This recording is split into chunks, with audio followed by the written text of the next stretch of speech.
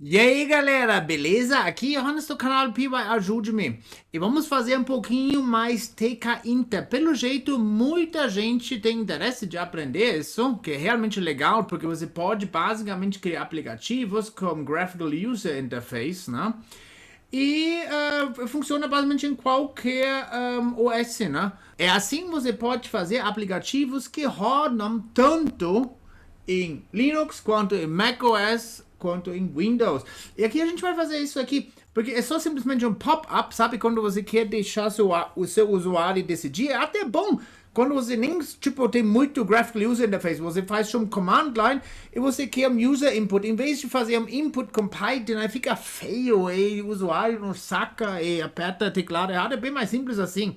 Então a gente coloca a opção 3. E depois a gente tem nosso resultado aqui. Deixa aqui aumentar um pouquinho. Aqui a escolha de usuário 3 e agora a gente pode continuar rodando nosso aplicativo. Bem útil, eu uso bastante, toda hora, sabe? Só fazer um pop-up aí, usuário, que você quer. Claro que a gente vai querer dessa forma aqui, né? A gente vai ter as opções, tamanho, né? Você também pode colocar fonte se você quiser, tanto faz, ok? Tá, então vamos começar. Como fazer esse negócio? Deixa aqui, vamos fazer um comentário. Primeiro, vamos declarar uma função, ok? Esse aqui não é obrigatório em Python, porém eu recomendo fazer, né? Em C, por exemplo, aí você tem que fazer. Aí eu tava super feliz agora quando comecei com Python e não fazer mais isso, sabe? Mas no final das contas te ajuda muito quando você lembra as suas coisas que você fez um dia, entendeu? É bem simples aqui. Então, isso vamos aceitar como tupla. Também poderia ser lista aqui. Se você quiser 2, pode colocar assim, ok? A partir de Python 3.10, ok? Funciona isso. Antes não. Só aqui, esse pode ser nosso padrão aqui. Aqui, o size. É interessante aqui porque em Tkinter você passa o tamanho de uma janela dessa forma. Eu achei esquisito, mas tudo bem. Né? Para mim faria mais sentido colocar uma tupla e 2 números. Mas tudo bem, esquema desse jeito não tá ótimo. Então, title, nosso título, a gente vai colocar aqui nosso texto. A gente vai ter em cima dos botões, no tamanho dos botões e um ícone da janela, se a gente quiser, ok? Bom, como vamos fazer então? A primeira coisa, a gente vai precisar importar Tkinter. Você pode falar só import Tkinter, mas muitas vezes é usado dessa forma na internet.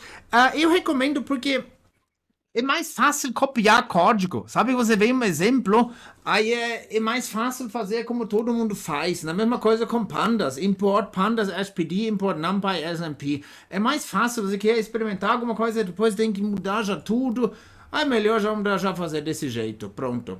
So, agora a primeira coisa que você basicamente sempre tem que fazer em Tkinter, você tem que fazer um root window. No Tkinter, você basicamente tem assim, você cria um root window, aí depois você cria um loop, um main loop. Esse é basicamente internamente tipo um while loop que roda para sempre, que verifica se está rodando alguma coisa. A gente pode verificar isso, né? E você tem agora rodando sua janela. Ok? Pode mudar o tamanho se você quiser. Aqui o ícone, que depois pode definir outro se você quiser. Não, e assim funciona. Ok? Você sempre vai precisar isso. Você fecha, acabou o negócio. Perfeito. Entre esse aqui e esse aqui vai basicamente todo o nosso código. Ok? Então, como a gente pode adicionar uma fonte? Você pode fazer, por exemplo, assim. Você coloca um default font. E agora uma coisa interessante. Ele está aqui mostrando alguma coisa amarela, ok? E alguma coisa tem interessante que eu observei também os C-types. Eu ainda não sei porque é desse jeito. Eu preciso verificar isso. Mas é um fenômeno interessante. Eu coloco agora from Tkinter, import font. Esse negócio sumiu. Isso é muito interessante. Faria mais sentido de sumir desse jeito. Aí tudo bem, esse faz sentido, é lógico sumir desse jeito. Mas ele some aqui também, ok? Eu não sei até hoje porque no C-Types também faz isso. O único que faz isso é C-Types e Tkinter. Talvez tenha alguma coisa a ver com isso, né? Porque Tkinter também vai basicamente tem uma interface mais low level, né? Mas o Python, como esse módulo, eles basicamente fazem um negócio high level, mais high level, então mais perto de uma linguagem de um ser humano, entendeu? Pensa sempre assim, mais low level quer dizer mais abobrinha, ok? Quer dizer, tipo, mais ilegível. E mais high level quer dizer mais perto de uma linguagem do ser humano, mais legível, ok? Então, a gente vai colocar o default font, family, aqui eu coloco o tamanho 10. Você, obviamente, pode também mudar isso aqui dentro, né? Você coloca outra fonte, né? Sei lá, vamos fazer isso já, size, coloca aqui um int, ok? 10, por exemplo. Desculpa aqui, eu coloquei 2 vezes aqui, a gente tem que falar isso, font size, obviamente, porque 2 vezes ele não vai aceitar. So, font size. Aliás, você não precisa dar um type definition para qualquer coisa, ok? Se você no ícone, no day, eu poderia fazer aqui tipo um string, none, faria mais sentido aqui, né? Mas você não precisa, você não quer, você não precisa, isso não é obrigatório. E depois você pode, se você quiser fazer mais aqui, não tem problema nenhum, entendeu? Bom, agora a gente vai adicionar esse negócio, funciona dessa forma. Ok? Root option add font default font. Perfeito. Agora a gente vai fazer o seguinte. Se tiver um ícone, vamos adicionar. Se tiver none, não vamos adicionar. Olha, você tem um jeito que eu vejo muito a galera fazendo isso. If icon is none. Ok? Esse funciona, tá correto também. Eu também tenho meus códigos antigos quase sempre desse jeito que eu escrevi. Mas esse pode levar em alguns momentos para problemas, ok? É bem mais simples. Você faz assim, if icon, pronto. Esse quer dizer já, esse quer dizer se não é none e não é isso. Esse também é considerado como false, ok? Mas esse obviamente não pode ser um ícone, então tá ótimo pra gente. Como eu já falei em várias outras aulas, eu gosto de colocar aqui um as-path, non-path. Não é obrigatório, mas eu sempre faço, ok? Ele formata adequadamente com o sistema operacional, né? Quer dizer, Windows backslash, em macOS e Linux forward slash. Eu gosto de fazer. Não é obrigatório, é opcional aqui. Você não precisa fazer, mas você pode. Agora vamos colocar aqui o tamanho, definir o tamanho e o title. Bora. Assim, root, geometry, root, title. Vamos dar uma rodada aqui. Olha aqui, eu fiz aqui, eu coloquei main.note lá. O main.note você só coloca quando tudo estiver pronto. Aí você coloca main loop, entendeu? Antes não. Então vamos dar uma testada aqui, como tá? Muito bem, olha. Já tem tamanho correto, perfeito.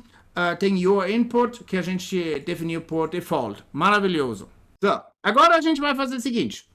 A gente vai colocar instruction label, perfeito. Agora o jeito de gente preguiçosa. Para colocar toda a parada lá dentro do seu root aqui. Coloca aqui um pack, ok? Você também pode fazer isso individualmente. Você quer colocar o botão na posição tal, no blá blá blá blá blá. Funciona. Mas eu honestamente, eu sempre tento com pack. Se bonito, aí deixo, senão aí eu mexo um pouquinho, entendeu? Vamos dar uma olhada, rodando o negócio. Aqui é nosso label, perfeito. Enter your text below, maravilhoso, ok? Nosso padrão que a gente colocou. E agora vamos adicionar cada opção, cada option, ok? Bem simples. A gente vai usar simplesmente um loop for option in options. E a gente vai declarar um botão assim, ok? Button é TK button, né? TK Enter button. Agora a gente precisa colocar aqui o root, passar o root, quer dizer para onde vai esse botão, porque o TK Enter tem que saber onde colocar, né? Então, nosso root, porque poderia ser, teoricamente, a gente ter mais de uma opção aqui, né? Tem 2 janelas, 3, ok?